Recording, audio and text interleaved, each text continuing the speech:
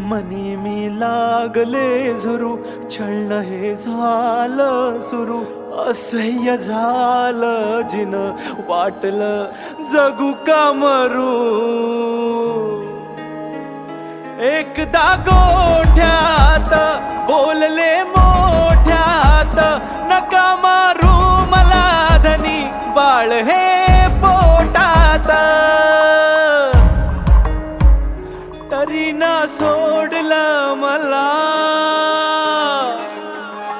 शेणात पाडलं मला. दिरानं ओढलं मला, नंदेनं पाडलं मला.